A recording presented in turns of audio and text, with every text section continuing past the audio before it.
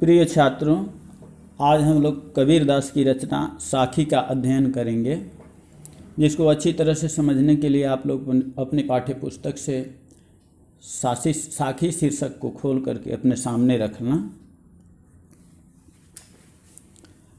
इसमें पहली रचना है, बलिहारी गुर आपणे देवहारी कै बार, जिन मानिस तय देवता करत न लागी बार। यानी बलिहारी माने न्यौछावर, गुरु आपणे माने अपने गुरु को, देवहारी माने दूं, हाड़ी माने देह या शरीर, कई बार यानी कितनी बार, जिन मानिस तय देवता, जिन्होंने मनुष्य से देवता करत न लागी बार, करने में देर नहीं लगाई। अर्थात संदर्भ देख लीजिए। प्रस्तुत दोहा कबीर ग्रंथावली से हमारी पाठ्य पुस्तक काव्य खंड में साखी शीर्षक के अंतर्गत संग्रहित है। यह संत काव्य के अमर प्रणेता महात्मा कबीर द्वारा रचित है। प्रस्तुत साखी में कबीर ने गुरु की महत्ता का प्रतिपादन किया है। कबीरदास जी कहते हैं कि बलिहारी गुरु आपड़े देवहारी के बार, यानी संत कबीरदास जी कहते हैं कि मैं अपने उन गुरु पर न्यौछावर हूँ और अपना शरीर बार बार उनको अर्पित कर देना चाहता हूँ। जिन मानिस तय देवता करत न लागी बार, जिन्होंने मुझको अविलंब मनुष्य से देवता बना दिया, अर्थात अपने ज्ञान द्वारा मुझको मनुष्य से देवता बनाने में जिन्होंने कुछ भी देर नहीं लगाई, ऐसे गुरु को मैं अपने शरीर को बार बार न्यौछावर करता हूँ। यानी कबीरदास जी कहते हैं कि मैं अपने उन गुरु पर न्यौछावर हूँ और अपना शरीर बार बार उनको अर्पित कर देना चाहता हूँ, जिन्होंने मुझको अविलंब मनुष्य से देवता बना दिया, यानी अपने ज्ञान द्वारा मुझको मनुष्य से देवता बनाने में जिन्हें कुछ भी देर नहीं लगी। यानी काव्य सौंदर्य में है, कबीर का मत है कि ब्रह्म ने प्रयत्न करके मुझको मनुष्य रूप प्रदान किया है, परंतु गुरु ने तो अपने ज्ञानात्मक संकेत मात्र से ही मुझे देवता बना दिया। गुरु की महत्ता प्रतिपादित की गई है इसमें। भाषा कबीर की वही सधुक्कड़ी भाषा है, यमक अलंकार है, शांत रस है और छंद दोहा है। दूसरे को देखा हम लोग, सतगुरु की महिमा अनंत, अनंत किया उपगार, लोचन अनंत उघाड़ियाँ अनंत दिखावण हार।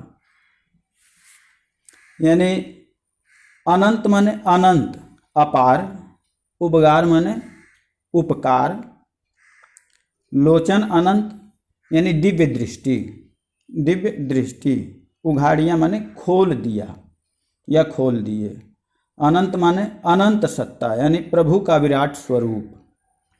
इस साखी में कबीर के द्वारा गुरु की महिमा का वर्णन किया गया है। सतगुरु की महिमा अनंत, अनंत किया उपगार, यानी कबीरदास जी कहते हैं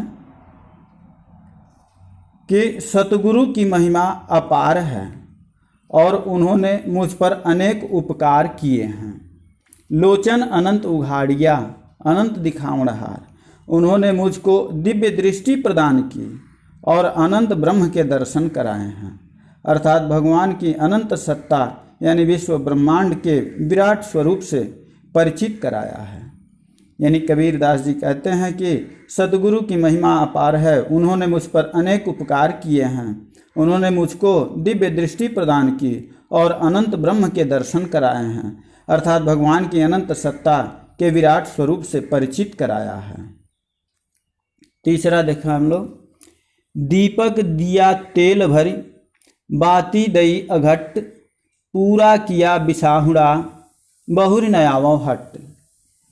दीपक दिया तेल भरी, यानी यहाँ पर जो है कबीरदास जी का मत है कि दीपक माने शरीर रूपी दीपक, दीपक का प्रतीक शरीर रूपी दीपक, और तेल प्रेम रूपी तेल, बाती ज्ञान रूपी बत्ती, अघट माने जो कभी घटे न, अक्षय अक्षय बत्ती, अटूट बत्ती।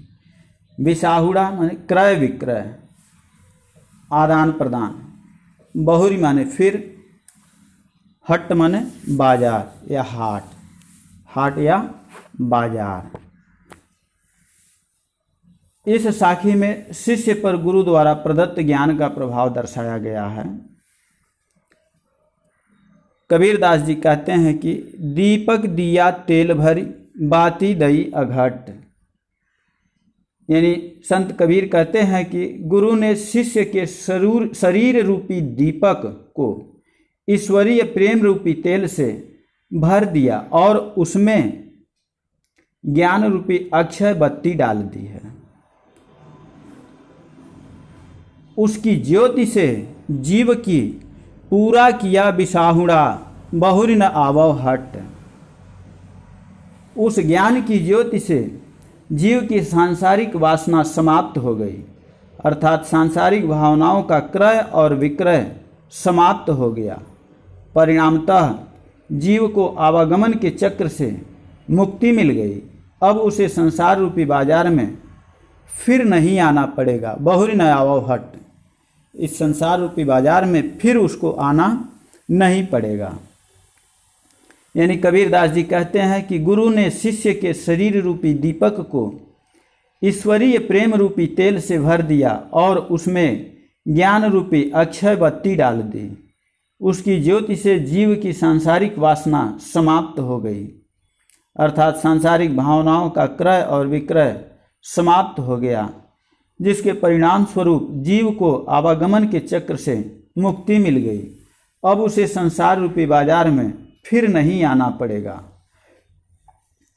यहाँ कबीर ने प्रतीकात्मक शैली के माध्यम से शरीर को दीपक, ईश्वरी प्रेम को तेल तथा ज्ञान को बत्ती कहा है।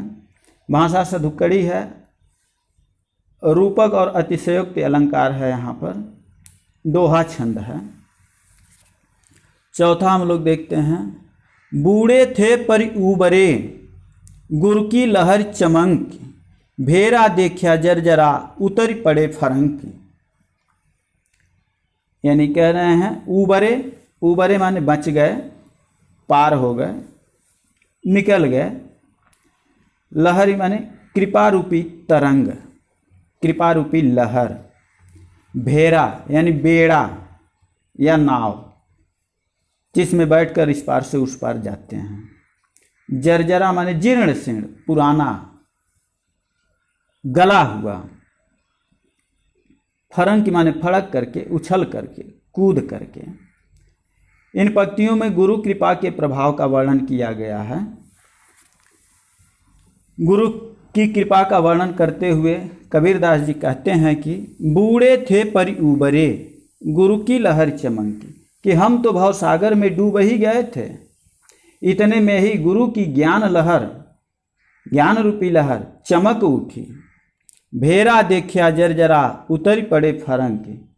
गुरु की कृपा से हमने देख लिया कि हमारा बेड़ा, जो हमारी नाव है, वो अत्यंत कमज़ोर है, जर्जर है।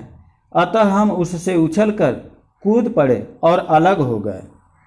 इस प्रकार गुरु द्वारा प्रदत्त ज्ञान के कारण हमारा सांसारिक मोह समाप्त हो गया और हम भवसागर से पार हो गए।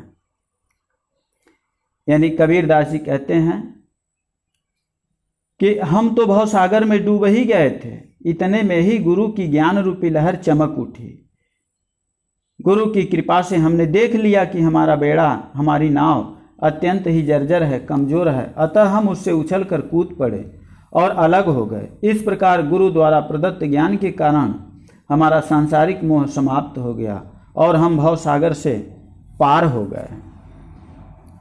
पांचवा है, चिंता तो हरि नाव की और न चिंता दास, जे कछु चितवै राम बिन सोई काल की फास। चिंता यानी चिंतन, नाव माने नाम, चितवै माने चिंतन करना, पास माने पास, फंदा या बंधन।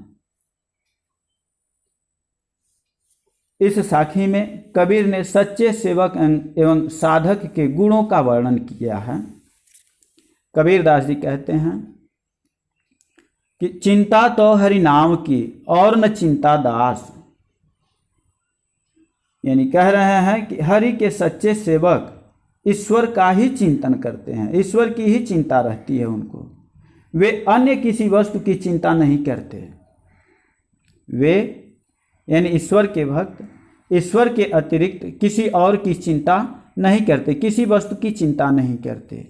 जे कछु चितवै राम बिन सोई काल की पास, वे इस बात को भली प्रकार जानते हैं, ईश्वर के भक्त इस बात को भली प्रकार जानते हैं कि ईश्वर का स्मरण करने के अतिरिक्त अन्य सभी चिंतन मृत्यु के समान बंधनकारी है।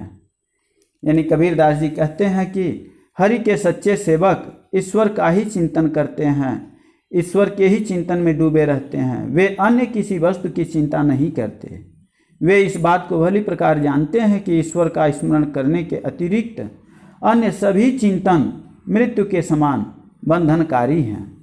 यानी भाषा यहाँ भी सदुक्कड़ी है, निदर्शन अलंकार है, शांत रस है और ये दोहा छंद है। आज के लिए बस इतना ही है। आप अपने सभी काम को पूरा करते चलें, कॉपी में लिखते चलें जितना हो रहा है। आपका दिन शुभ हो।